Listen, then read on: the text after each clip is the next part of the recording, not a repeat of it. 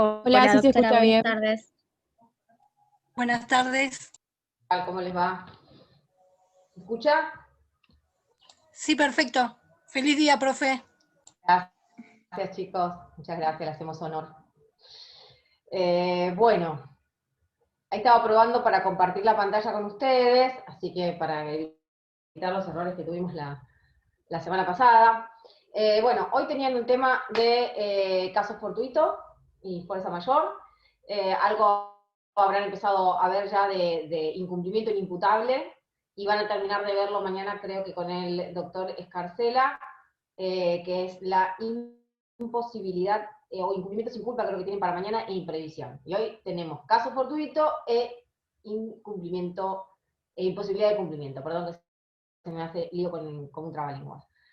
Bueno, a ver, ¿qué es importante de este tema? Todo, obviamente. Lo que pasa es que va a ver cómo van a ver ustedes, cuando veamos ahora las definiciones de caso fortuito y de imposibilidad de cumplimiento, van a ver que no es nítida la diferencia. Cuando estudiamos imposibilidad de cumplimiento, ustedes van a decir, igual que la crítica al legislador en este sistema, bueno, pero en definitiva es lo mismo, ¿no? Esto de imposibilidad de cumplimiento no deja de ser otra cosa que los requisitos del caso fortuito aplicados a la obligación, al área contractual o a la relación obligacional, diría Pizarro. Vamos a arrancar viendo caso fortuito, porque me parece que es uno de los temas, más allá de que es uno de los temas centrales de obligaciones, es lo que los introduce, para que ustedes entiendan, cuáles son los requisitos que tiene que tener un hecho para poder tornar inimputable no solamente el hecho, sino las consecuencias del hecho dañoso. Ustedes van a ver que la imputabilidad en materia obligacional, por más que a ustedes les suene esto a derecho penal, se mide diferente. La imputabilidad en el derecho penal, en el derecho civil, ustedes ya habrán visto algo de factores de atribución. ¿Empezaron a ver algo de eso? ¿O elementos de la Sí. responsabilidad civil? Elementos de la responsabilidad civil empezaron a ver. Más vimos factores de atribución.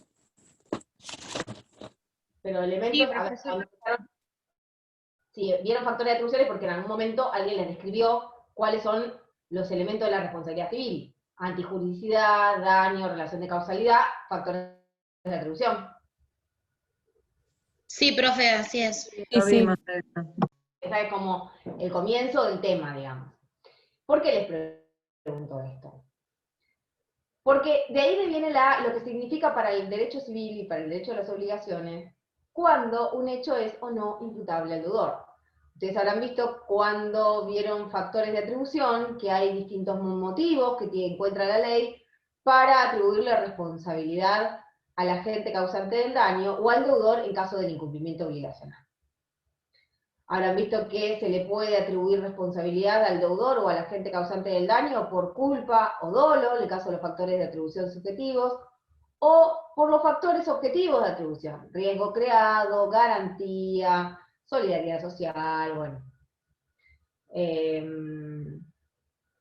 la obligación de seguridad y otros factores de atribución objetivos que van a estudiar ustedes a lo largo de la carrera y van a profundizar en daños.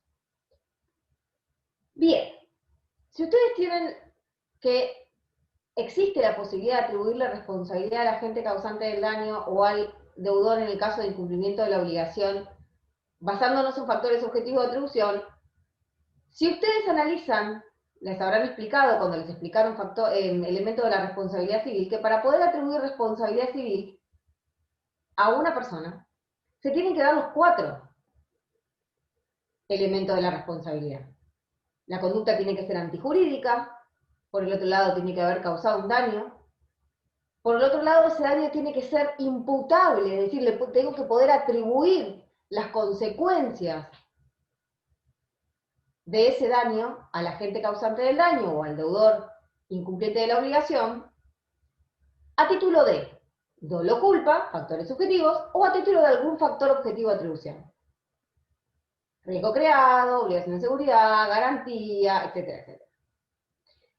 Pero hay un elemento central en las obligaciones, en lo que tiene que ver con los elementos de la responsabilidad civil, que es la relación de causalidad.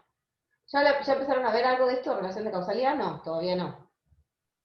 ¿Alguien Sí, les profe. explicó más o menos de qué? Sí, ya lo vi.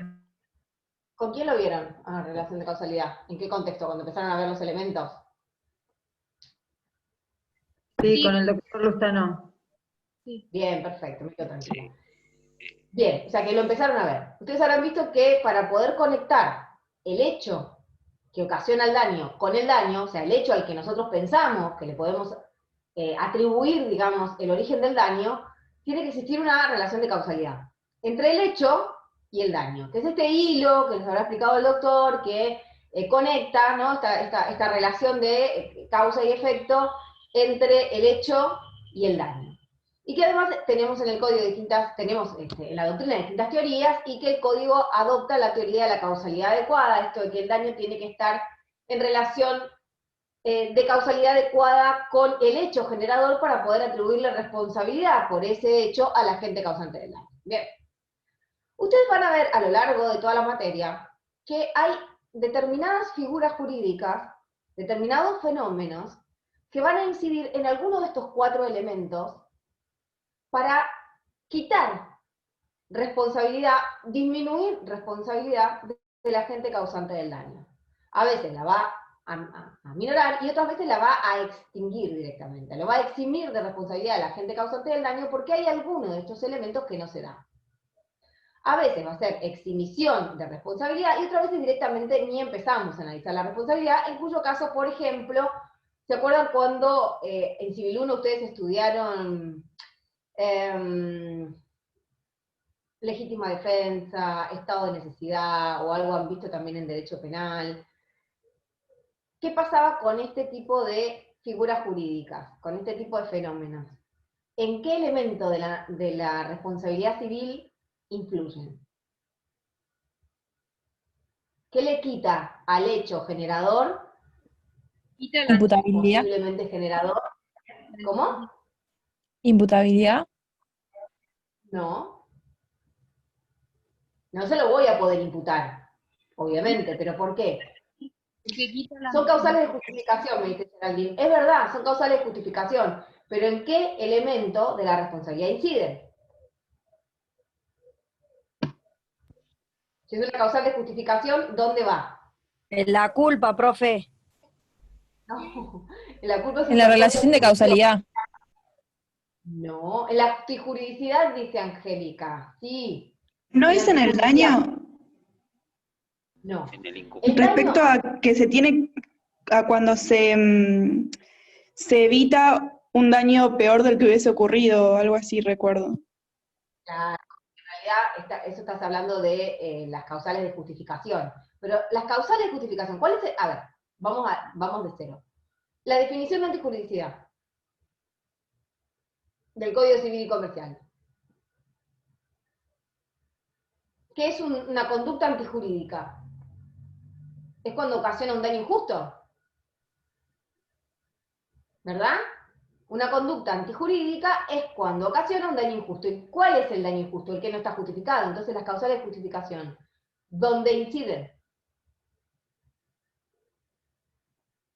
En la antijuridicidad. Si yo tengo una conducta que a simple vista es antijurídica, pero resulta que está alcanzada por una causal de justificación, porque el agente causante del daño actuó en estado de legítima defensa o para evitar un mal mayor, en ese caso lo que voy a borrar es la antijuridicidad del acto.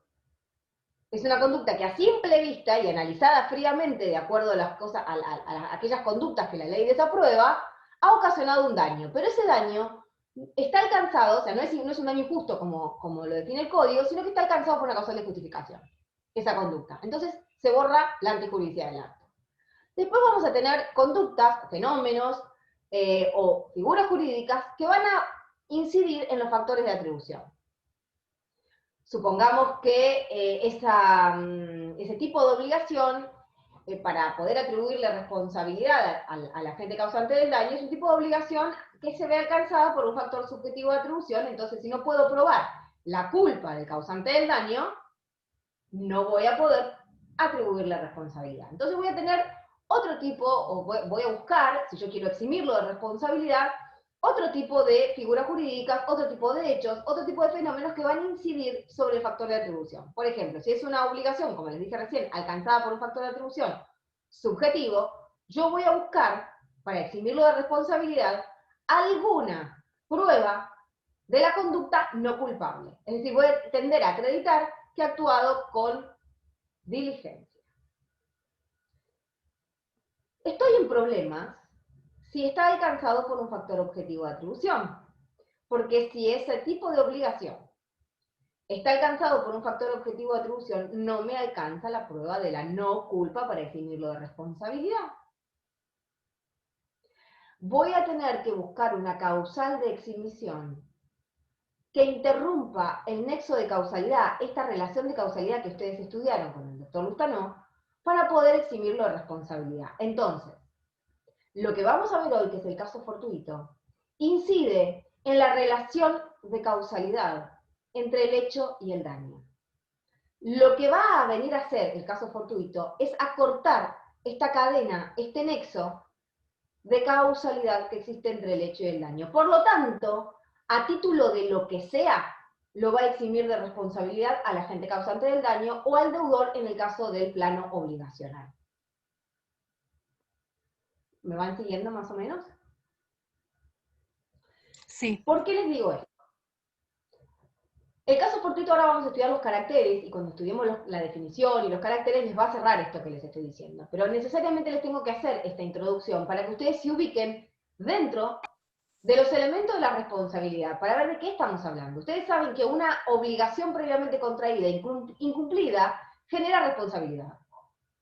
Y que un daño injustamente causado genera responsabilidad. Acá estamos dentro de las dos esferas, ¿verdad? Esfera extracontractual, ocasiona un daño sin que haya una obligación contraída con anterioridad, una palabra empeñada, o se puede producir responsabilidad, daños, por incumplimiento obligacional, es decir, el incumplimiento a la palabra dada, el incumplimiento que ustedes estudiaron de la prestación, este plan de conducta que compromete el deudor para satisfacer el interés del acreedor. En cualquiera de los dos casos que yo me salga de la ley, voy a ser pasible de acciones de responsabilidad. El caso fortuito es un eximente, y como es un eximente genérico, y ahora vamos a ver por qué, que como tal incide en la relación de causalidad. Lo que va a hacer, si yo puedo probar que ese acto, que ese hecho configura un caso fortuito, va a ser borrar, interrumpir ese hilo conductor que existe entre el hecho y el daño. Por lo tanto, va a borrar la responsabilidad del agente causante del daño o del deudor que incumplió la obligación. Profe, ¿le puedo hacer eximir una de- consulta? Sí, claro. Estoy un poco confundida, así que disculpe por la pregunta. No entiendo si el caso fortuito es una causa de justificación, porque si lo relaciono con el factor de atribución, no estaría relacionado con la antijuridicidad. ¿No Y no sé, entendés? por ahí lo entendí mal. Caso fortuito, ¿Cómo perdóname. afecta al factor de atribución? Perdón, ¿cómo afecta al factor de atribución, pero no a la antijuridicidad? O quizás a los dos y entendí mal. En realidad no es que no, a ver, no incide el caso fortuito, no incide directamente sobre un factor de atribución, es decir, no le va a quitar virtualidad a la teoría del riesgo, por ejemplo, al riesgo creado, no le va a quitar virtualidad a una obligación de seguridad, no le va a quitar virtualidad a un factor de atribución de garantía. Lo que viene a hacer el caso fortuito es a interrumpir el nexo de causalidad. Si yo puedo probar el caso fortuito, se va a interrumpir el nexo entre el hecho y el daño. Por lo tanto, lo que va a pasar es que cualquiera de los factores de atribución por los cuales sea alcanzada esa obligación, no me va a importar. Ustedes habrán estudiado cuando estudiaron el elemento de la responsabilidad que son excluyentes. Que primero empiezo analizando la antijuridicidad, después empiezo analizando la relación de causalidad, después si existe un daño, bueno, algunos autores los invierten, dicen antijuridicidad, daño, relación de causalidad y factor de atribución. Si a mí se me borra uno de esos, no tengo responsabilidad. No puedo atribuirle responsabilidad por el daño causado, perdón, estaba mirando para el otro lado porque los tengo a ustedes en el otro monitor. No puedo atribuirle responsabilidad al agente causante del daño si no puedo reunir los 4 elementos de la responsabilidad. Entonces yo tengo alguna figura jurídica o alguna algún acontecimiento que incide en alguno de esos elementos, no voy a tener responsabilidad. ¿En dónde incide el factor de atribución, el caso fortuito? En la relación de causalidad. Lo que pasa es que precisamente como es un eximente genérico, es justamente, y como es uno de los más graves, justamente va a incidir en los factores objetivos de atribución. Que fíjense que si ustedes los van a ir estudiando a lo largo de la materia y los van a volver a ver más profundizados en daños, cuando ustedes lo estudien se van a dar cuenta que los factores objetivos de atribución no son tan fáciles de eludir. Cuando un agente causante del daño es responsable a título de algún factor objetivo de atribución, ya sea que sea responsable porque está alcanzado por el riesgo creado, por ejemplo, o por la teoría del riesgo, caso típico de los accidentes automotores, yo introduzco el riesgo en la sociedad, tengo que responsabilizarme por los daños que ese automotor ocasione. Bueno, ese es un típico caso de teoría del riesgo. En ese caso, no me alcanza a comprobar, y ustedes lo habrán visto esto cuando lo estudiaron, que el causante del daño, el que iba manejando el auto, el dueño o guardián del automotor, no me alcanza a comprobar que actuó diligentemente. No me alcanza a comprobar su no culpa. Va a ser responsable igual, porque la ley encontró motivo suficiente para atribuirle responsabilidad igual por más que hubiera actuado sin culpa. Porque hay un factor objetivo de atribución, por eso se llaman objetivos, porque prescinden de la subjetividad de la gente. Si yo tengo un factor objetivo de atribución, no zafo casi con nada. ¿Y con qué zafo? Con algún eximente genérico, caso fortuito. ¿Con qué zafo? Con la culpa de la víctima, que eso es un eximente específico de la teoría del riesgo, con la culpa o con el hecho de un tercero. Pero el caso fortuito da la casualidad que es un eximente genérico, que me va a servir tanto para eximir de responsabilidad en los casos de obligaciones alcanzadas por factores objetivos de atribución, como por el caso de obligaciones alcanzadas por factores subjetivos de atribución. ¿Por qué? Y ahora vamos a estudiar por qué. Porque incide en la relación de causalidad. Directamente lo que va a hacer es cortarme ese hilo que tenía que estar desde el vamos para poder atribuir responsabilidad. ¿Tá? No es que incide en el factor de atribución, sino que incide en la relación de causalidad. Y ahora vamos a ver por qué. ¿De qué se trata el caso fortuito? Ustedes habrán escuchado hablar o habrán leído en alguna parte que existen acontecimientos extraordinarios que son imprevisibles. Por ejemplo, estamos viviendo uno, ¿no? Estamos en un caso de pandemia, en una cuarentena decretada, más allá de los plazos de un país u otro, es una situación global.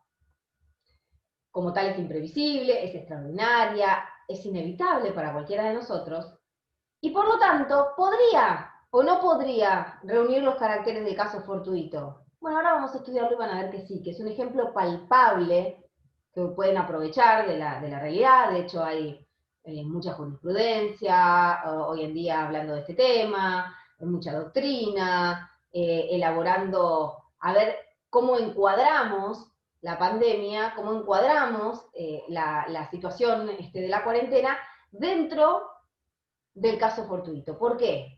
Porque es un acontecimiento tan extraño y tan inevitable, ahora vamos a ver cuáles son los caracteres del caso fortuito, que va a incidir en la capacidad de cumplimiento de las obligaciones, ¿se van imaginando más o menos de qué estamos hablando? Va a incidir en la capacidad de cumplimiento de las obligaciones previamente contraídas por muchos deudores.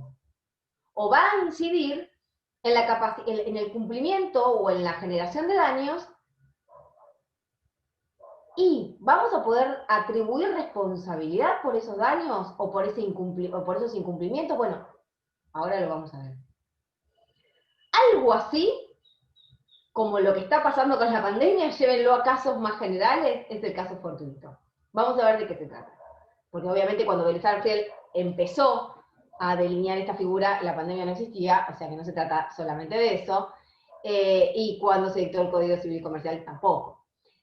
Abarca otro tipo de casos. Y no solamente, y eso es lo que quiero que entiendan ahora, van a ser casos tan rimbombantes como es una pandemia o el típico ejemplo que me dan en todos los exámenes, el terremoto y otras cosas más. Bien. Vamos a ver de qué se trata el caso fortuito. Odio esto que se me pone acá, lo detesto.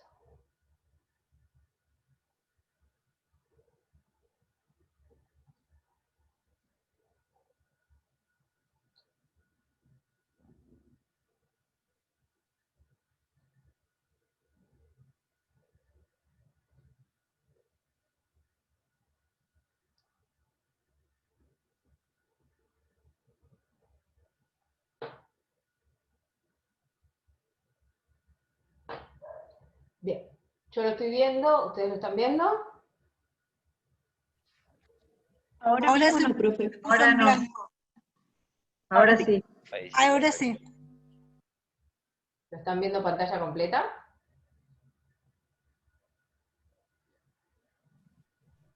No, profe, todavía no. Pero se Ahora ve sí, bien ahora igual así. Ahora sí. Ahora sí, se supone que lo tiene que ver a pantalla Sí, completa, profe. ¿verdad? Bien, perfecto. Bueno, el artículo 1730 del Código Civil Comercial define lo que es el caso fortuito o fuerza mayor. Ya directamente lo titula como caso fortuito o fuerza mayor. Le dice que se considera caso fortuito o fuerza mayor al hecho que no ha podido preverse o que habiendo sido previsto no ha podido ser evitado. El caso fortuito, esperen que yo los tengo que correr a ustedes para poder leer el PowerPoint, el caso fortuito o fuerza mayor exime de responsabilidad excepto disposición en contrario. Este código emplea los términos caso fortuito y fuerza mayor como sinónimos. ¿Qué quiere decir esto? Primero, se considera caso fortuito o fuerza mayor al hecho que no ha podido ser previsto o que habiendo sido previsto no ha podido ser evitado. He aquí uno de los principales caracteres del caso fortuito, que es la inevitabilidad, que ahora lo vamos a ver ahora, o irresistibilidad. El caso fortuito o fuerza mayor exime de responsabilidad excepto disposición en contrario, que también lo vamos a estudiar ahora, y el código emplea los términos caso fortuito y fuerza mayor como sinónimos. ¿Qué significa que el código utilice los términos caso fortuito y fuerza mayor como sinónimo? ¿Por qué lo aclara el Código Civil y Comercial? ¿Cuál sería el motivo por el cual está diciendo, nos está aclarando, lo utilizamos como sinónimos? Hablamos de caso fortuito o fuerza mayor, porque el Código de Vélez tenía una disposición, o sea, también los trataba como sinónimos. Lo que pasa es que dio lugar a muchísimas discusiones doctrinarias porque en la nota del artículo 514, Vélez parecía hacer una diferenciación, por lo menos académica, de lo que era el caso fortuito de la fuerza mayor. De hecho, hoy por hoy, autores como Pizarro, por ejemplo, sostienen que académicamente y conceptualmente está bien diferenciar caso fortuito o fuerza mayor, pero que en cuanto a los efectos son lo mismo. Por eso es que el código aclara que caso fortuito o fuerza mayor se utilizan como sinónimos. ¿Qué era el caso fortuito? Desde la definición de Vélez, y ahora la doctrina más o menos sigue manteniendo más o menos la misma opinión. El caso fortuito estaba asimilado a los hechos de la naturaleza, más o menos algo parecido al ejemplo que yo les di cuando recién arrancamos, que era el de la pandemia. O, por ejemplo, estos casos, como yo les decía, rimbombantes, ¿no? Los terremotos, las catástrofes a nivel mundial o regionales, todo esto que tenía que ver con los hechos de la naturaleza, maremotos, tsunamis, que tiene que ver con la irresistibilidad que provoca para el hombre encontrarse frente a fenómenos grandilocuentes de la naturaleza. Pero también es cierto que se le atribuía carácter de caso fortuito al hecho de un tercero o incluso de la víctima. ¿Por qué? Porque actúan también como eximentes. Yo por ahí no estoy tan de acuerdo con esto, porque para mí el caso fortuito tiene ciertas características que a veces el hecho de un tercero no lo tiene, o a veces el hecho de la víctima no lo tiene, pero bueno, son asimilados como eximentes al caso fortuito. Lo mismo sucede con la fuerza mayor. Genera la misma consecuencia. Va a eximir de responsabilidad al agente causante del daño. Pero la fuerza mayor estaba asimilada a los hechos del príncipe, decía Vélez Arfiel en la nota. No son ni más ni menos que los hechos del Estado. Que algún acto del Estado, que por ejemplo pusiera fuera del comercio a un inmueble o a un bien que yo hubiera comprometido en una obligación. Por ejemplo, no sé, voy a vender, tengo una casa de estilo y la voy a vender y resulta que esa casa es declarada patrimonio cultural y por lo tanto puesta fuera del comercio. O sea, yo la había ido originariamente en venta. Profe, una pregunta.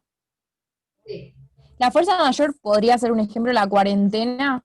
Sobre todo cuando es, por ejemplo, fase 1 en tal provincia donde no pueden producir, no pueden abrir las fábricas. Genial, gracias. Tenía como una diferencia bastante nítida entre caso fortuito y fuerza mayor. Caso fortuito es la existencia, o por lo menos hasta ahora de lo que conocemos nos parece que es un hecho de la naturaleza, esto de que se haya proliferado y se haya convertido en pandemia el COVID-19, y el hecho del Estado, o el hecho del príncipe, como decía Vélez, serían los sucesivos decretos, las sucesivas leyes que van colocando a la población bajo determinadas restricciones.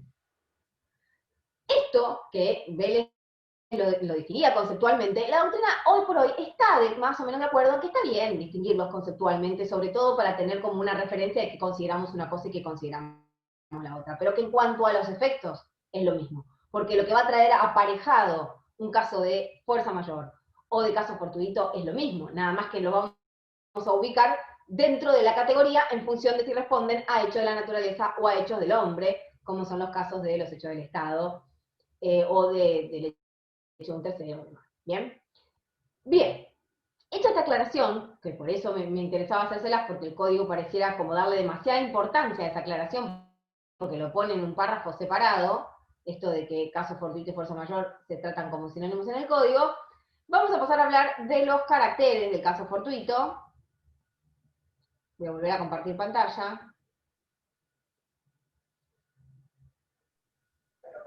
Perdón, ¿le puedo hacer una pregunta? Buenas tardes. Por supuesto. Hola. Sí, buenas tardes. Usted hablaba, por ejemplo, de que usted tenía una casa de estilo y que la había querido vender, pero resulta que después se la declaran patrimonio histórico, Cultural. algo así dijo. Sí, Patrimonio todo cultural. Bueno, eso se puede encuadrar también dentro de lo que usted mismo estaba nombrando, el artículo 1733, porque hay una acepción que dice que si de una disposición legal no se puede, resulta que no se libera por caso fortuito o por imposibilidad de cumplimiento. Precisamente el 1733 son las excepciones. Lo que te está diciendo el 1733, ahí todavía no llegamos, ahora vamos a llegar, son las excepciones a la regla general. Perfecto. Bueno, listo. Gracias. Lo que expliqué hace un rato, el ejemplo este que te di de esta casa que queda fuera del comercio porque se declara patrimonio histórico, sería un caso, por ejemplo, de fuerza mayor, pero participa de los caracteres que vamos a ver ahora del caso fortuito y tiene los mismos efectos. Gracias. 1733 son las excepciones que también ahora las vamos a ver. Bien. Bien. Voy a tratar de correr todos los carteles que tengo acá. Bien. ¿Cuáles son los caracteres del caso fortuito? Y acá está el meollo de la cuestión. Me parece que acá está lo central del tema. Sabiéndose los caracteres se sabe la definición de caso fortuito, chicos.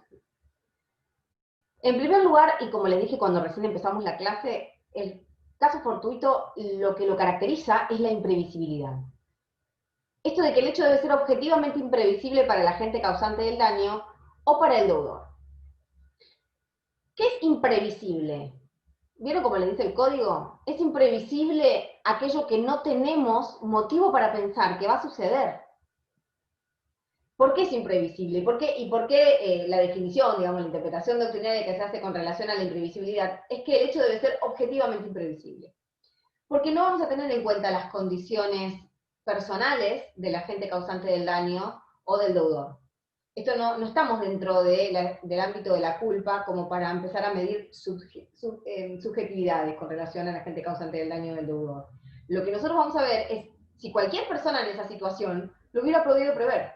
Una persona obviamente, con previsibilidad media, con un nivel de inteligencia medio, con un nivel cultural medio, de acuerdo a la obligación de que se trate. No es, a ver, y también dentro del contexto histórico, geográfico, cultural del que estemos hablando. No es lo mismo, por ejemplo, geográficamente hablando, no es tan imprevisible un terremoto o un movimiento sísmico en Mendoza que en Buenos Aires.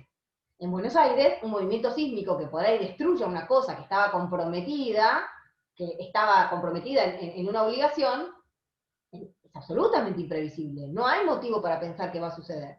En cambio, en Mendoza sí, porque sucede bastante habitualmente. Entonces, la imprevisibilidad de lo que nos habla es de aquellos hechos que no se producen nunca y que no hay motivo para prever que se van a producir. Vuelvo al ejemplo de la pandemia. Nunca mejor ejemplo el de la cuarentena que estamos viviendo. Otro de los caracteres es la inevitabilidad o irresistibilidad, que es lo mismo. ¿Por qué? Y creo que acá está también uno de los caracteres, dice Pizarro, más importantes que tiene el caso fortuito. Quizá es más importante que la imprevisibilidad. Fíjense que la definición del artículo 1730 les dice que, aún siendo previsto, no hubiera podido evitarse.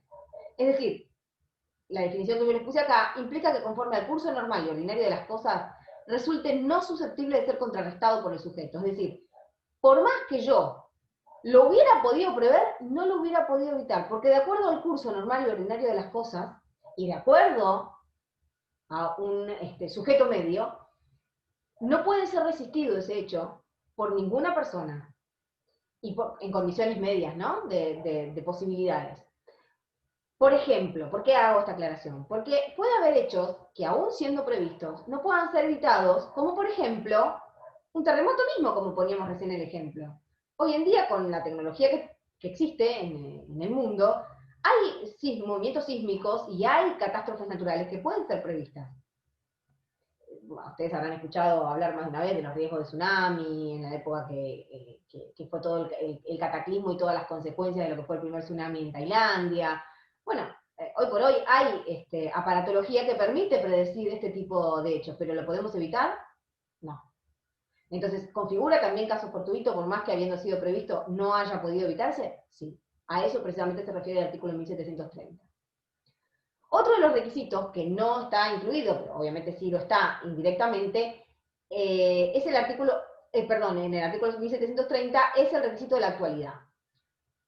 Es preciso que el hecho constitutivo del caso tenga incidencia actual y no configure una mera amenaza o una imposibilidad eventual. ¿Qué quiere decir esto?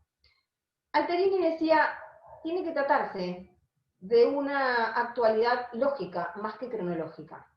No estamos hablando de que suceda en el mismo momento que debía ser cumplida la obligación. Estamos hablando que el hecho imprevisible e inevitable tenga incidencia actual en la posibilidad de cumplimiento, por ejemplo, tratándose del ámbito contractual, del ámbito obligacional. Por ejemplo, si yo hubiera comprometido la entrega de una cosa para el 22 de septiembre del 2020, todavía no llegamos, pero hoy acontece un hecho imprevisible e inevitable que provoca la destrucción de esa cosa. Y por lo tanto yo no voy a poder cumplir con la obligación, porque voy a tener una imposibilidad, como vamos a ver ahora, sobrevenida Profe, e irresistible. profe, un ejemplo sería los viajes de egresados, que por ejemplo ya estaban pagos y por todo esto no se pudieron realizar, ¿no? Sí, lo que pasa que, a ver, cuando el código habla, cuando la doctrina habla de la incidencia actual del hecho imprevisible, no está mal el ejemplo que vos lo diste, está mal encuadrado nada más. ¿Por qué? Vos decís los viajes egresados. ¿Cuándo tenían que viajar? En julio, por ejemplo. La cuarentena se decretó en marzo, pero sigue teniendo incidencia causal y por lo tanto incidencia actual no sé, el 17 de julio de 2020, que es fecha en la que tenían previsto el viaje quinto B del colegio tanto. Y está bien el ejemplo. Tiene que tener incidencia actual. Por más que el hecho se hubiera producido antes de la fecha prevista para el cumplimiento de la obligación, tiene incidencia causal, como el ejemplo que yo les di de esta cosa que se pierde. Si se me pierde hoy, obviamente acá al 22 de septiembre de 2020 no llego a cumplir con la obligación. Entonces el 22 de septiembre de 2020 no voy a tener la cosa en mi poder, pero el hecho inevitable e imprevisible se produjo hoy. No importa, va a seguir teniendo incidencia causal y actual el 22 de septiembre de 2020, igual que el ejemplo que les dio su compañera con relación a los viajes egresados. O sea, tiene que seguir teniendo incidencia causal al momento de cumplimiento de la obligación e impedir su cumplimiento, obviamente. Además, y este requisito también es importante, y es lo que el programa les pide como la teoría de Exner, les dice que el caso fortuito para ser tal, tiene que ser ajeno o extraño al deudor. El hecho debe producirse fuera de la esfera de actuación del sindicato como responsable del deudor. ¿Qué quiere decir esto? Ajeno o extraño al deudor. Exner había elaborado una teoría en la que establecía que el caso fortuito, y de hecho es una teoría que tiene vigencia hasta el día de hoy, que el caso fortuito tenía que ser ajeno o extraño al deudor, es decir, tenía que reunir los requisitos de extraneidad y él le agregaba el requisito de notoriedad. Él decía que además de ser un caso fortuito extraño al deudor, es decir, producirse fuera de la esfera de custodia del deudor, tenía que ser notorio y público. Esta es la verdad que he recibido muchísimas críticas, porque dicen, no, notorio y público no, hay muchos casos fortuitos, y hay muchos hechos que pueden configurar casos fortuitos o fuerza mayor, que no necesariamente son notorios y públicos. Bueno, pero lo que él decía con esto, adaptado a su época, era que revisten o que adoptan cierto grado de notoriedad. ¿Por qué? Porque precisamente el hecho de que sea ajeno o extraño a la esfera de custodia del deudor implica que se haya producido por fuera de él, y por lo tanto por fuera de la otra parte también. Por lo tanto es un hecho que en alguna medida va a adoptar cierta notoriedad. Aunque no sea excluyente este requisito de la notoriedad, había sido bastante novedoso en su momento la incorporación de Exner en este sentido. Pero que sí es lo que subsiste hasta hoy sin ningún tipo de divergencia doctrinaria, el requisito de la extraneidad. Tiene que ser ajeno a la esfera de custodia del deudor. Por ejemplo, si un incendio se produce dentro de una fábrica, ¿para quién es ajeno? Para los vecinos. Si eso produce, o sea, es un caso fortuito para los vecinos el incendio de una fábrica, pero no para, tal vez, para el dueño de la fábrica que tenía conocimiento que tenía un cortocircuito, o no, pero está dentro de su esfera de actuación. ¿Tenía la obligación él de revisar la instalación eléctrica de la fábrica y de mantenerla en condiciones para que no se produjera este hecho? Sí. A menos que ese incendio hubiera sido provocada por causas externas, como por ejemplo, no sé, una tormenta de dimensiones sobrenaturales, si se produjo dentro de la fábrica, porque a lo mejor se produjo por una falta de mantenimiento, por un corto mismo de la instalación eléctrica, no está fuera de la esfera de custodia del dueño de la fábrica. Por lo tanto, va a ser responsable igual. Sí, va a configurar caso fortuito, por ejemplo, para alguno de sus vecinos. Eso sí es cierto. Otro de los caracteres que tiene que tener el caso fortuito es que tiene que ser un hecho sobreviniente. El hecho debe ser sobreviniente al nacimiento de la obligación. ¿Por qué?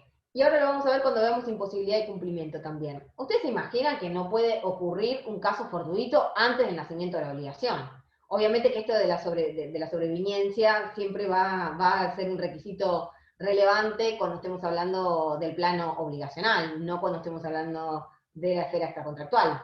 Se entiende que ningún hecho ocurre con anterioridad al daño, ¿verdad? Tiene que ser por lo menos concomitante o previo. Pero sí, cuando estamos hablando en el plano obligacional, el hecho debe ser sobreviniente al nacimiento de la obligación, porque de lo contrario voy a tener una nulidad de la obligación por falta de objeto.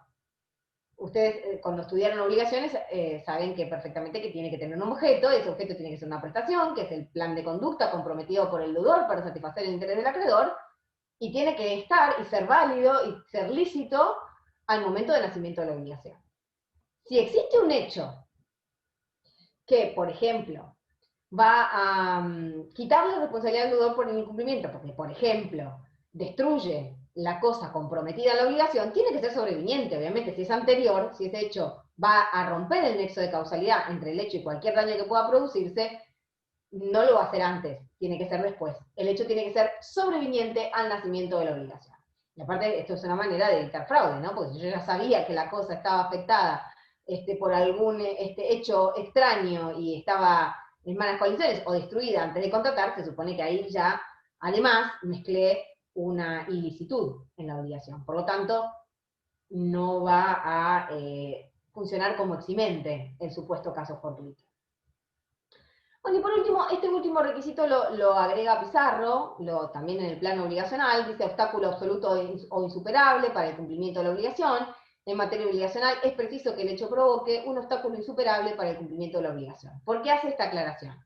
Porque por más caso fortuito que sea, si el impedimento que trae aparejado no es absolutamente insuperable, es decir, que solamente es una dificultad temporaria y no es insuperable para el deudor, es decir, que tal vez empleando la diligencia debida y un esfuerzo un poco mejor, podría llegar a cumplir la obligación. No, se tiene que tratar de un obstáculo absoluto e insalvable y por lo tanto insuperable para el deudor para poder justificar el incumplimiento de la obligación, para poder eximirlo de responsabilidad. Bien, ¿hasta acá vamos? Sí, profe. Bien. Sí, profe. ¿Sí? Profe, Sí. disculpe, escucho. una pregunta. Esto de la cuarentena y el coronavirus y eso, ¿sería una imposibilidad temporaria o cómo sería? ¿Sería también o permanente? Depende, ahora lo vamos a ver. Depende. ¿Y sabes Ah, por qué ok. depende? Porque depende de qué tipo de obligación estemos hablando. Si es una obligación de cumplimiento a largo plazo, de cumplimiento diferido, ¿se acuerdan que hablábamos la clase pasada de los plazos a los que estaba sometido, a los que podía estar sometido a una obligación? Sí, sí, sí. Que entre que nace, bueno, que entre que nace la obligación y se cumple puede transcurrir un tiempo. En ese tiempo puede ser que sea una obligación, por ejemplo, como si fuera un crédito hipotecario, que puede durar 20 años. Entonces, hoy tengo una imposibilidad temporaria de cumplir eso porque tal vez me quedé, no sé, no puedo trabajar por la cuarentena porque yo tenía un negocio y tenía un crédito para pymes y ese negocio lo tuve que cerrar, entonces ¿con qué voy a producir para poder pagar? Bueno, ahí voy a invocar otras figuras que se llama la teoría de la imprevisión, que lo van a ver mañana, pero que también el hecho para ser configurante tiene que reunir los caracteres de caso fortuito. Bueno, en este caso, si yo voy a argumentar algún motivo para no cumplir con esa obligación, sí, va a ser temporario, porque el crédito era 20 años. Entonces, seguramente hasta que termine la cuarentena y pueda volver a trabajar, va a haber una imposibilidad temporaria de cumplir la obligación, que ahora lo vamos a ver, que también tiene sus propios efectos. Pero si se trataba de una obligación de cumplimiento inmediato o con algún plazo esencial, por ejemplo, tenía que cumplir con, no sé, con la organización de un evento y no lo pude hacer porque me cerraron, más allá de que no se pueden realizar eventos, pero me cerraron el salón o me cerraron la empresa de catering o lo que sea, bueno, esa imposibilidad va a ser definitiva, porque por el tipo de obligación de que estamos hablando, no va a revestir interés para el acreedor que yo lo cumpla en otro momento. Entonces ahora lo vamos a ver a eso. La imposibilidad temporaria tiene que ver con el tipo de obligación de que estemos hablando. Bien, efectos. Profe, ¿te puedo Dentro hacer del caso, una consulta? claro, En cuanto a los caracteres, cuando vos dijiste ajeno o extraño al deudor, ¿qué sería en realidad para que el deudor, el hecho que sucede lo exceda al deudor en sí? encima. ¿Me escuchás? Sí, perfecto. Para que el deudor quede eximido de responsabilidad. ¿Eso es lo que me preguntás? Claro, que en realidad quiere decir que sea un hecho que lo exceda a él mismo, como para que no quede en evidencia que él lo ocasionó o que no haya fraude, ¿podría relacionarse con eso? Claro, tiene que ser ajeno o extraño a la esfera de participación del deudor, porque de lo contrario podría haberlo ocasionado él mismo. Si yo tomo como ejemplo esto que yo les di de la fábrica, por ejemplo, si cualquier incendio, por más inevitable que sea, o cualquier desperfecto que hubiera ocasionado una gran catástrofe y eso implique la pérdida total de las instalaciones, y con eso obviamente va a traer aparejado el incumplimiento de las obligaciones por parte del deudor, si yo no digamos, como legislador, ¿no? Si no nos ponemos en el lugar de decir, bueno, a ver, una cosa es que sea una gran catástrofe, que podría serlo. ¿Se acuerdan el incendio de Torres y Liva? La discusión que Sí. hubo con relación a todo esto, si el incendio había sido ocasionado intencionalmente, que aparentemente había parecido un indigente que lo había ocasionado, o si el incendio había sido generado por algún desperfecto en las instalaciones eléctricas de Torres y Liva. O sea, la diferencia era abismal en cuanto a la responsabilidad y a un tema que seguramente le preocupaba a los directores de la empresa, que era la cobertura del seguro, ¿no? Porque si había también un desperfecto de algún tipo de obligación de seguridad que tenía que cumplir la empresa con relación a sus instalaciones, obviamente el seguro no la iba a cubrir. En cambio, si era causado por factores externos, sí se trataba de un caso fortuito, por ejemplo, en el cual encuadraba el hecho de un tercero por el que no se debe responder, que es otra de las eximentes que creo que están previstas en el artículo 1729 del Código Civil, si no estoy diciendo mal. Es otra de las eximentes, entonces. O de lo contrario, podría tratarse de un caso fortuito por algún desperfecto de algún fundo vecino. ¿Se entiende lo que les quiero decir? Sí o sí, cuando yo voy a invocar el caso fortuito, tiene que ser algún hecho que no se haya producido, obviamente no por la culpa del deudor, porque la culpa excluye la posibilidad de invocar el caso fortuito, pero además tiene que ser un hecho que aun cuando yo como deudor no tenga la culpa, no se me pueda achacar culpa, tampoco se haya producido dentro de mi esfera de custodia. Porque de lo contrario, no puedo argumentar que es un hecho imprevisible e inevitable. Yo tendría que haberlo previsto. ¿Te contesté? No sé quién me habló porque no veo con la pantalla del Sí, Power. yo. Sí, muchas gracias. A vos. Bueno, ¿alguna otra pregunta o empiezo con los efectos? A ver que voy a mirar el chat porque... Bien. Incumplimiento obligacional. Dentro del plano del incumplimiento obligacional, lo que va a suceder cuando yo puedo acreditar que acaeció este hecho este hecho inevitable, imprevisible, extraño, ajeno a la esfera de custodia del deudor y extraordinario, que es uno de los requisitos como más centrales del caso fortuito, ¿qué va a pasar? Dentro del plano del incumplimiento obligacional se extingue la obligación por imposibilidad sobrevenida o imposibilidad de cumplimiento, que es el próximo tema que vamos a ver ahora, previstos en los artículos 955 y 956 del Código Civil y Comercial, y por el otro lado, exime al deudor de responsabilidad por dicho incumplimiento, artículo 1730 del Código Civil y Comercial. Y en el plano extracontractual, supongamos que no había una palabra empeñada, sino que no había una obligación previamente contraída, sino que se trata de un hecho ilícito, exime de responsabilidad a la gente en la medida de su incidencia causal, que es lo que yo les explicaba cuando empezamos la clase, excepto disposición en contrario, que son los ejemplos que nombraba su compañera cuando me preguntó por el 1733. Excepto disposición en contrario, que precisamente están previstos muchos de ellos en el artículo 1733, el principio general en materia de efectos del caso fortuito es que va a eximir de responsabilidad al agente causante del daño, en la medida de su incidencia causal. O sea, en la medida que el caso fortuito hubiera incidido en el nexo de causalidad, es decir, en la ruptura o interrupción del nexo de causalidad, en esa medida el agente causante del daño va a quedar eximido de responsabilidad. Porque podría pasar que también el caso fortuito no incida del todo en el nexo de causalidad, sino que incida una parte, que sea una especie de concausa o cocausa, que lo vamos a ver más adelante, que intervengan en el hecho. Pero puede ser que no sea un eximente completo, digamos, absoluto, de la responsabilidad. En general, el caso fortuito, una vez que se produce y que interrumpe el nexo de causalidad, en general, la mayoría de los ejemplos que tenemos, es que lo exime totalmente de responsabilidad al agente causante del daño, excepto disposición en contrario. ¿Alguna pregunta hasta acá? ¿Se entendió? ¿Entienden más o menos cuál es la diferencia entre el incumplimiento obligacional y el plano extracontractual? ¿Logran identificar más o menos eso ya a esta altura de la materia? Con los dos planos, porque si bien es verdad que el código les confunde un poco esto de que seguramente los habrán hecho estudiar al principio, de la unificación de las esferas contractual y extracontractual. A ver, no hay unificación de esferas.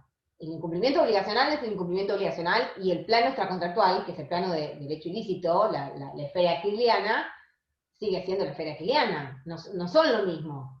Lo que pasa es que lo que ha hecho el código es unificar muchos de sus efectos y algunas de las instituciones que los abarcan, como por ejemplo plazos de prescripción, la cobertura de el resarcimiento de las consecuencias inmediatas, que eso ahora se ha unificado, lo vamos a ver más adelante, para ambas esferas, ya sea contractual o extracontractual, pero las esferas se siguen distinguiendo. Una cosa es incumplir una obligación y otra cosa muy distinta es cometer un hecho ilícito, es decir, llevar a cabo una conducta antijurídica sin haber empeñado una palabra antes, ¿bien? Sin haber contraído una obligación anteriormente. ¿Se entiende más o menos esta diferencia?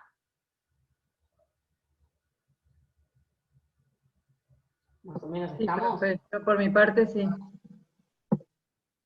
Bien, ¿por qué hago esta aclaración? Porque van a ver que ahora, mientras vayamos estudiando las consecuencias, los efectos del caso fortuito, siempre voy a estar haciendo referencia al plano obligacional, que es el plano contractual, y al plano extracontractual, que es claramente cuando no existió una obligación previamente contraída. Bien, que puede ser un hecho ilícito, como el ejemplo que yo les di de los accidentes de automotores. O sea, un accidente de tránsito es un hecho ilícito, por más que no le pueda achacar culpa al agente causante del daño, sigue siendo un hecho ilícito. ¿Por qué? Porque es un hecho antijurídico y porque no ha habido un incumplimiento obligacional. ¿Bien? Están fuera de lo previamente pactado. Es decir, el que chocó a la víctima y la víctima no tenían un acuerdo previo, en ningún aspecto, se supone, ¿no? Pero en ningún aspecto tienen un acuerdo previo. Sin embargo, el que conducía el automotor, con su conducta, generó su propia responsabilidad y por lo tanto generó un derecho en la víctima al cobro de la indemnización. Eso es plano extracontractual. Ahora, si estas mismas dos personas hubieran tenido un contrato previo, por ejemplo, o hubieran celebrado algún tipo, contraído algún tipo de obligaciones con contraprestaciones mutuas, todo lo que tenga que ver con la responsabilidad se va a medir en el plano contractual. Es decir, tengamos en cuenta que estamos hablando de una palabra empeñada, con anterioridad al acaecimiento del incumplimiento o al acaecimiento del caso fortuito o lo que sea. Bien. Vuelvo a...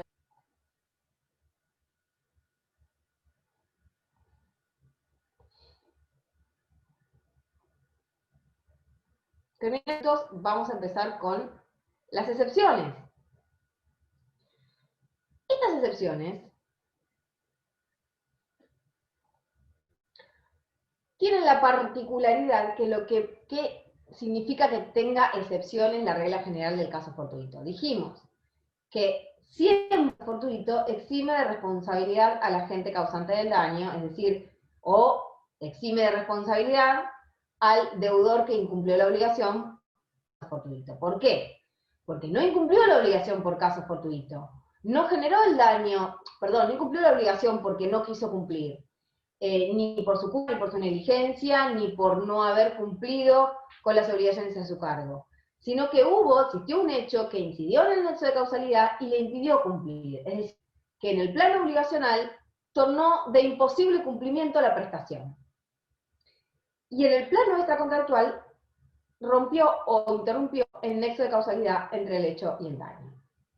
Por lo tanto, el daño en una u otra esfera no se producen por la acción de las partes o por la actividad de las partes, sino por el caso fortuito. Pero, si esto tiene como efecto, como en la regla principal, eximir de responsabilidad al deudor o al agente causante del daño, también tiene excepciones, como todo en derecho, y están previstas en el artículo 1733 del Código Civil y Comercial. ¿En qué casos el caso fortuito no exime de responsabilidad al deudor o al agente causante del daño? El inciso A les dice, si ha asumido el cumplimiento, aunque ocurra un caso fortuito o una imposibilidad es lo mismo, la imposibilidad de cumplimiento por caso fortuito. Si ha asumido, ¿qué quiere decir si ha asumido? ¿Se puede asumir contractualmente el caso fortuito o la imposibilidad de cumplimiento?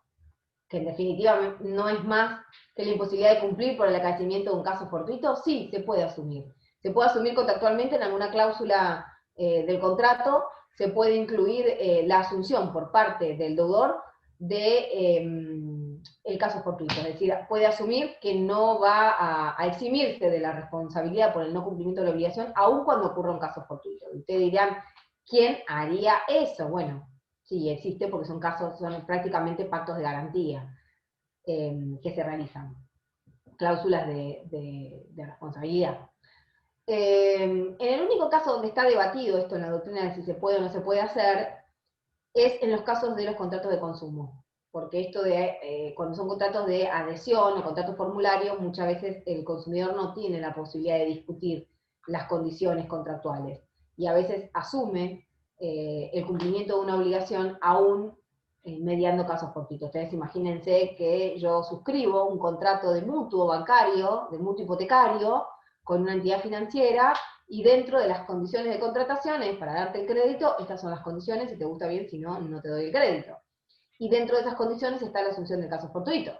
Supongamos que me pasa una cuestión como esta, como la pandemia, que ya no puedo cumplir, y resulta que en el contrato bancario yo había asumido el caso fortuito. Por lo tanto, no lo puedo invocar para eximirme de responsabilidad o para pedir alguna renegociación contractual teniendo en cuenta el claro desequilibrio en el sinalagma contractual que se produce por una situación como esta o por un caso fortuito.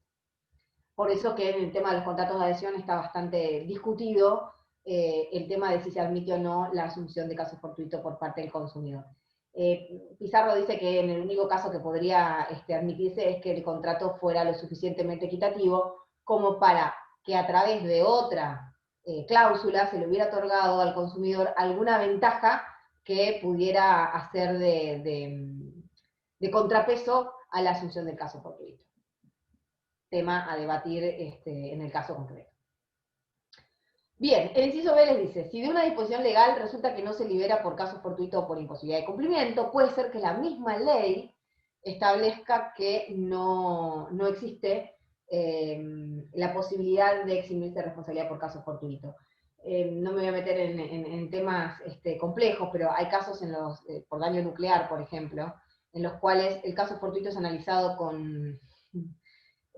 casi con exclusión, es decir, con una vara muy finita.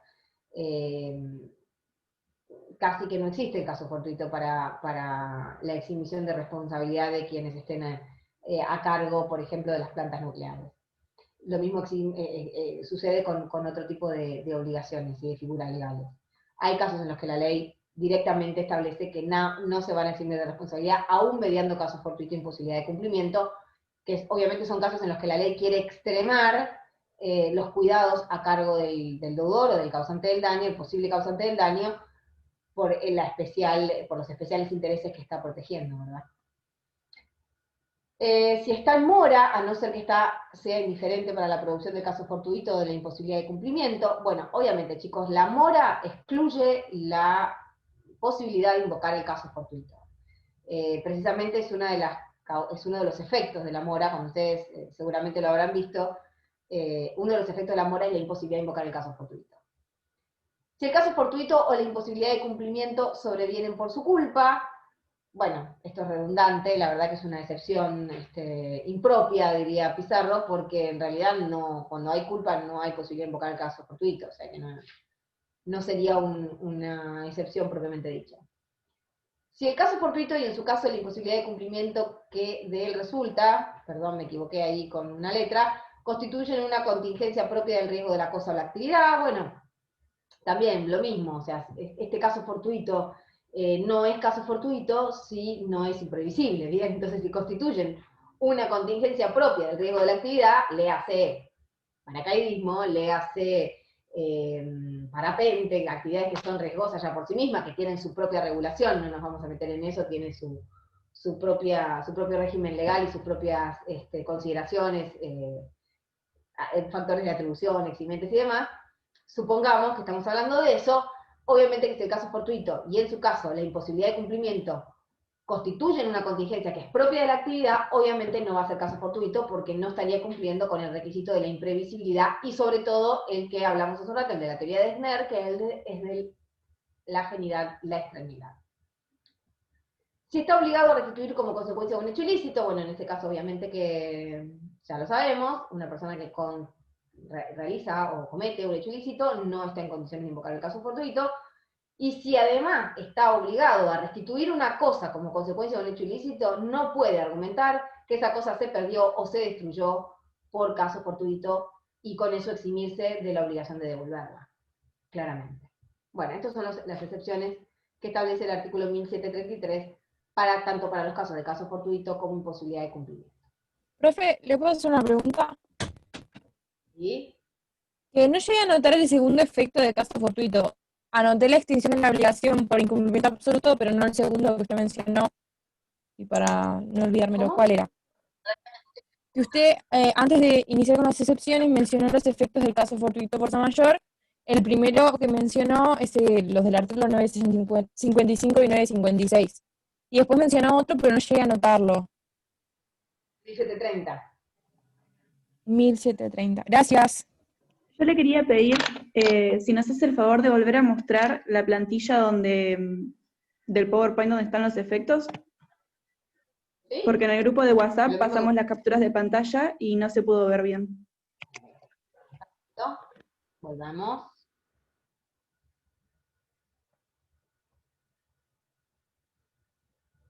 ¿Ahí lo están viendo? No, No. todavía no. Profe, ¿Ahí? no. No. Lo estoy viendo yo y ustedes no.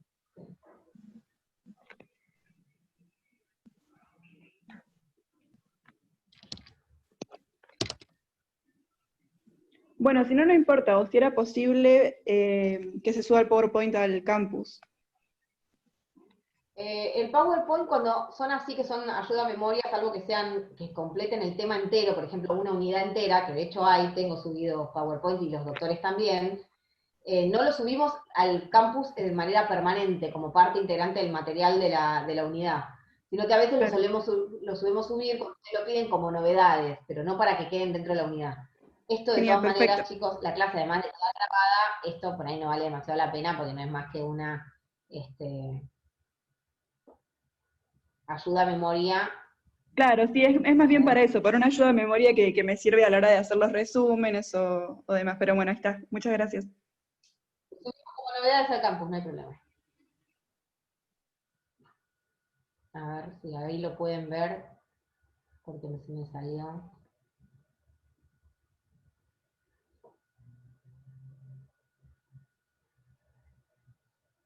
¿Ahí? Sí, Sí, profe. ya se había visto.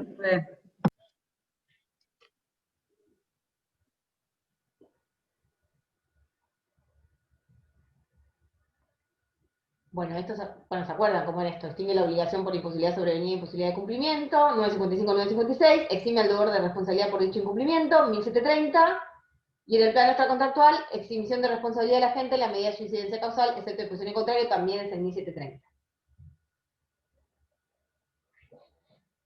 ¿Estamos?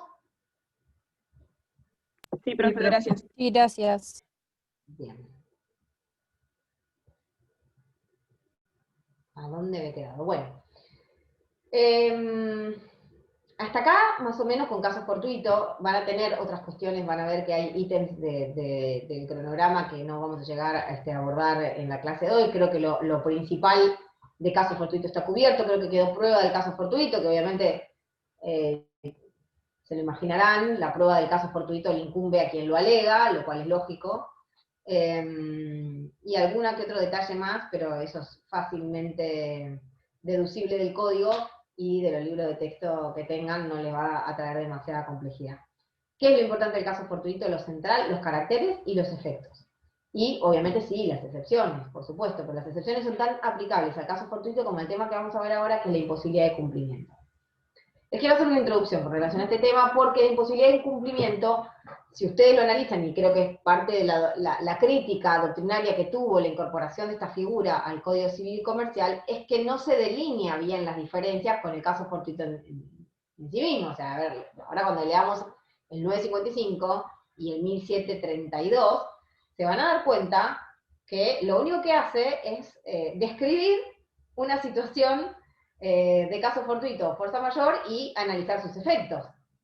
Es como que hace como una especie de compacto en un solo artículo de qué pasa cuando un hecho que reúne las características del caso fortuito sobreviene al nacimiento de la obligación. Por eso se llama imposibilidad de cumplimiento, y en realidad me gusta más, como lo titula Pizarro, que es el incumplimiento, no, a ver, no es una imposibilidad de cumplimiento, puede ser absoluta, puede ser relativa, puede ser definitiva, puede ser temporaria. Pero en realidad tiene que ver con la dificultad o la imposibilidad de cumplimiento por causas sobrevinientes al nacimiento de la obligación. Fíjense que ahora voy a tratar de compartir la pantalla de nuevo.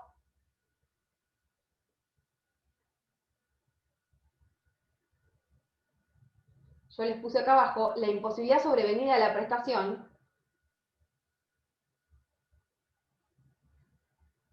¿Ahí lo están viendo todos? Sí, ahí se ve.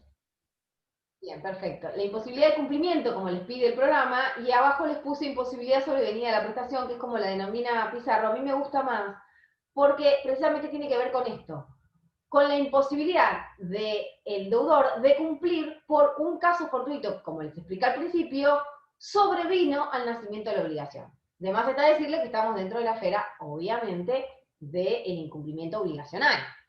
El artículo 955 les dice, la imposibilidad sobrevenida, objetiva, absoluta y definitiva de la prestación producida por caso fortuito o fuerza mayor, extingue la obligación sin responsabilidad.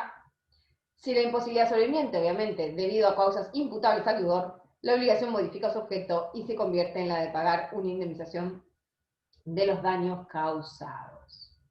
Y esto es compatible con el artículo 1732 del Código Civil y Comercial, que les dice que el deudor de una obligación queda eximido del cumplimiento y no es responsable si la obligación se ha extinguido por imposibilidad de cumplimiento objetiva y absoluta no imputable al obligado. La existencia de esa imposibilidad debe apreciarse teniendo en cuenta las exigencias de la buena fe y la prohibición del ejercicio abusivo de los derechos. ¿Qué les está diciendo el código con esto? Nada más y nada menos que cuando después del nacimiento de la obligación sobrevenga un acontecimiento que obviamente tiene que reunir las características del caso fortuito o fuerza mayor, la obligación se va a extinguir sin responsabilidad para el obligado. Salvo que se deba por causas imputables a él, que es lo que venimos estudiando, obviamente la culpa o por cualquier otra acción del sindicado como responsable que pueda incidir en el acaecimiento del caso fortuito, ya no es caso fortuito, obviamente, es responsabilidad plena del sindicado como responsable. Entonces, la imposibilidad, y en este punto es exactamente los requisitos del caso fortuito, sobrevenida, objetiva, que ya lo hablamos, a esto les dije que esta imposibilidad de la que hablábamos, del deudor de cumplir, tiene que ser objetiva, es decir, teniendo en cuenta que cualquier persona en su lugar, cualquier persona media y cualquier persona en su misma situación hubiera estado imposibilitado de cumplir. Obviamente no es lo mismo la imposibilidad de reanimación a cargo de un médico que la imposibilidad de reanimación a cargo mío, ¿verdad? O sea, no voy a poder reanimar a un paciente en la calle o en un transporte público. Bueno, en cambio, a cargo de un médico, puedo achacarle alguna responsabilidad por incumplimiento del juramento hipocrático, por incumplimiento del deber de prevención, que lo van a ver más adelante en daños. Puedo achacarle otro tipo de incumplimiento de alguna norma legal. ¿Por qué? Porque dentro de sus posibilidades y dentro de sus conocimientos y de acuerdo a las circunstancias de persona, tiempo y lugar, estaba en condiciones de reanimar a esa persona. No es lo mismo que me pasara a mí o a cualquiera de ustedes, sin conocimientos de medicina ni de primeros auxilios. Entonces, la imposibilidad objetiva, es decir, que cualquier persona con esas condiciones y en el mismo lugar no hubiera podido cumplir la obligación. Sobrevenida absoluta, no puede ser meramente hipotética o amenazatoria, ¿bien? Tiene que ser absoluta. Y definitiva, es decir, que ya no haya manera de cumplir la obligación, supongamos que se había comprometido la entrega de una cosa y esa cosa directamente se destruyó, por caso fortuito, esa imposibilidad a partir de ese momento, la imposibilidad de cumplimiento es definitiva. Bueno, si es definitiva, la obligación se extingue sin responsabilidad para el deudor. ¿Existe alguna imposibilidad temporaria? Por lo que también se puede hablar de exhibición de responsabilidad temporariamente por el caso fortuito. Sí, el artículo 956 del Código Civil, que no se los incluí en el Power, porque es la imposibilidad temporaria que no tenía nada que ver con este tema, pero sí, a ver, ¿qué pasa cuando la imposibilidad no es absoluta, sino temporaria? Durante ese tiempo que dura la imposibilidad a cargo del deudor, ¿es responsable o no es responsable? O, finalizada la imposibilidad, o el motivo que genera la imposibilidad, ¿le puedo achacar responsabilidad o le puedo exigir que cumpla? El artículo 955 habla de extinción de la obligación sin responsabilidad únicamente cuando la imposibilidad sobrevenida es absoluta, no cuando es temporaria. El artículo 956 es claro cuando dice que la imposibilidad temporaria, sobrevenida, objetiva, absoluta, igual que la otra, pero temporaria de la prestación, tiene efecto extintivo cuando el plazo es esencial, o cuando su duración frustra el interés del acreedor de modo irreversible. ¿Qué quiere decir esto? Que la imposibilidad temporaria de la obligación no exime de responsabilidad al deudor de cumplir. Lo va a eximir durante ese tiempo que dure los efectos del caso fortuito y que tornen de imposible cumplimiento la obligación, como hablábamos al principio, con relación a una imposibilidad temporaria, por ejemplo, de afrontar el pago de un crédito hipotecario o de un crédito comercial por una situación como la que estamos viviendo. Pero no va a eximir de responsabilidad, no le va a extinguir la obligación a cargo del obligado.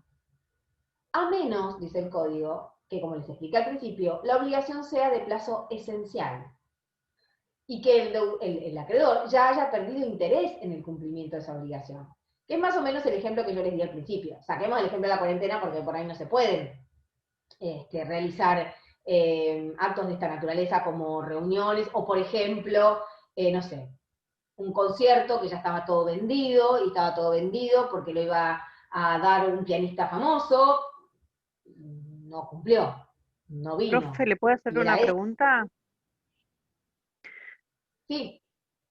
En el caso, por ejemplo, ahora que tenemos el cepo del dólar, ¿no? Y mucha gente que tiene créditos en dólares, pero el gobierno nos restringió a la compra de dólares. ¿Cómo Ya sería pasó esto esto, sí. también? ¿Cómo sería esto también? ¿Es un caso fortuito porque excede a nuestra posibilidad Sí, es uno de los casos del cumplimiento, ¿no? Sí, esto cuando hablábamos de la diferenciación entre caso fortuito y fuerza mayor, que yo les decía, fuerza mayor se asimila más a los hechos del hombre, los hechos del príncipe, los hechos del Estado, bueno, tiene que ver con un poco de esto, ¿no? Cuando el gobierno decide cambiar el régimen cambiario, valga la redundancia, y eso implica que determinados deudores no podrían afrontar el pago de ciertas obligaciones. Bueno, ¿es caso fortuito? Sí, es caso fortuito. Ahora, ¿por dónde vamos? Lo van a ver mañana con el doctor, porque eso que vos me planteás se me parece más cuando se tratara, por ejemplo, de obligaciones contractuales y determinados tipos de contratos de duración, se me va más para el lado de una imprevisión que de un caso fortuito eximente de responsabilidad así a secas. Que también, van a ver mañana con el doctor Lustano, que la particularidad que tiene la teoría de la imprevisión es que es aplicable a determinados contratos, que son contratos de duración solamente al área contractual, pero que el hecho que torne dificultoso o excesivamente onerosa la prestación a cargo de una de las partes, tiene que reunir los caracteres de caso fortuito. Eso es lo que tiene, lo van a ver mañana con el doctor Lustano, con el doctor Escarcela. Eso es lo que tienen en común la imprevisión en caso fortuito. Lo que pasa es que en la teoría de la imprevisión, la prestación a cargo del deudor se torna excesivamente onerosa, de manera tal que hasta es inmoral hacerlo cumplir en esas condiciones. En el caso fortuito, no se torna excesivamente onerosa, no es dificultoso cumplir, es imposible. Es una imposibilidad sobrevenida, para el caso del área del aspecto obligacional, en el cual no hay prestación. Es decir, la prestación se torna imposible por causas fortuitas sobrevenientes a su nacimiento. Es de imposible cumplimiento, no dificultoso cumplimiento. Perfecto. Y lo mismo sucede, bueno, en el área quiliana son otros los ejemplos, el agente causante del daño se exime porque directamente no hay motivo para achacarle responsabilidad, porque el daño ha sido ocasionado por el caso fortuito y no por su accionar. Bien. Pero en el área obligacional, que es donde se te va a mezclar y donde se les confunde a ustedes con la imprevisión, esa es la diferencia. No muy nítida, pero mañana cuando vean la imprevisión, se van a dar cuenta que hay una diferencia abismal, que primero, solamente la imprevisión se aplica al área contractual, y solamente cuando las prestaciones se tornan excesivamente onerosas y no imposibles. Si son imposibles, es el artículo 955 y 1732. Es otro tema, que es el que estamos viendo ahora. ¿Está? Perfecto, gracias. Está bien, porque todo cuadra dentro del concepto de caso fortuito, ¿bien? De la extrañedad, la imprevisibilidad, la inevitabilidad y la generalidad, sobre todo, porque son áreas completamente ajenas y extrañas a la esfera de actuación del deudor, ¿no? Sí. Bien, más allá de que, ojo chicos, esto es porque van siendo decretos que van saliendo así como repentinamente. Que el dólar aumente progresivamente no es un caso fortuito, ¿no? Y tampoco me daría lugar a la teoría de la imprevisión. Porque yo contraté en dólares sabiendo que el dólar fluctuaba. No puedo argumentar un aumento del dólar como una causal de exhibición de responsabilidad. No, pero eso no, pero sí lo que es el cepo, porque esto sí lo pone, la cantidad que nosotros podemos comprar por mes. Exacto, la disponibilidad de un decreto con un impuesto nuevo. Eso sí es un hecho del príncipe, eso sí es un hecho del Estado. Pero el tema de la fluctuación del mercado, del dólar, no es un caso fortuito. Esto fue el caso del 2001. Uno sabe, se sabe que uno corre riesgo. ¿Cómo? Que uno, al tener un contrato, o sea, una obligación a cumplir en dólares, uno sabe que corre riesgo a que suba, porque no es nuestra moneda. Bueno, es el inciso B, o C, no me acuerdo, del 1733. Cuando el caso fortuito es inherente a la actividad, o al tipo de contratación. El riesgo está en la misma contratación, en la fluctuación de la moneda. Claro. Que de hecho, cuando vean intereses ustedes, cuando lleguen a obligaciones dinerarias, se van a dar cuenta que aquellos préstamos que se otorgan en dólares tienen una tasa mucho más baja. ¿Por qué tienen una tasa mucho más baja? Porque el riesgo de insolvencia y de pérdida del valor adquisitivo de la moneda es muy inferior a la pérdida del valor adquisitivo del peso. Entonces, la tasa de los créditos en dólares baja. Por eso es que tanto entidad bancaria como consumidores, como tomador del préstamo, asumen este riesgo. Pero no es lo mismo que esto que ahora acaba de suceder, que son la incorporación de impuestos o restricciones nuevas por parte del Estado, que no tienen que ver ni van de la mano con la fluctuación del dólar, del mercado. Eso no lo puedo invocar como caso fortuito en este momento. En el momento, en el 2001, cuando veníamos de una paridad hace 10 años, y de la noche a la mañana empezó a valer 1.40, que nos pareció una locura, bueno, en ese momento era otro tema, en la fluctuación del dólar, pero hoy no. Hoy ya no, porque esto ya hace mucho tiempo que podemos prever, o sea, pierde el carácter de imprevisibilidad el tema del aumento del dólar. ¿Se entiende eso, verdad? Sí, profe, sí, gracias. Perfecto. Bien, yo creo que hasta acá estamos. Nada, le estaba terminando de explicar lo de imposibilidad temporaria.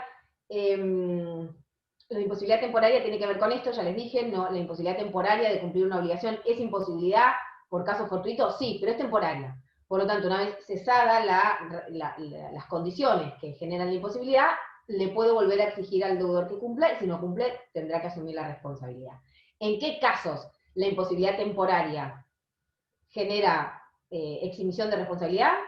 En los casos de obligaciones de plazo esencial, que para mí, en mi humilde opinión, no deja de ser una imposibilidad definitiva, disfrazada de imposibilidad temporaria. Sería una imposibilidad temporaria. A ver, hoy no puedo, mañana voy a poder, o dentro de 2 meses sí voy a poder.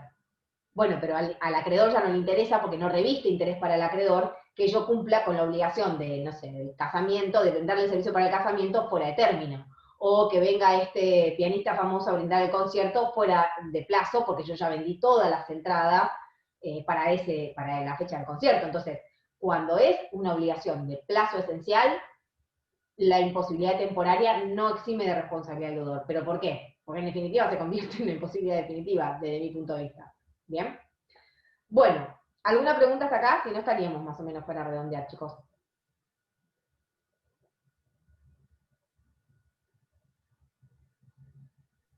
No, creo que no. Por lo menos de mi parte. Bien. Bueno, creo que la clase queda grabada. De todas maneras, ya saben cuáles son los canales para sacarse las dudas. Y si alguno necesita algún material o algo, hay alguna cosa dando vueltas con relación al COVID y el caso fortuito y la imprevisión con relación a esta situación que estamos viviendo. Tengo algún material dando vueltas. Al que le interesa leerlo, me lo pide por mail, porque esto no lo voy a subir a campus porque no es material obligatorio, y aparte algunas cosas son hasta por demás complejas para ustedes, pero por ahí sirve para sacar algún ejemplo y para bajar a la realidad el tema.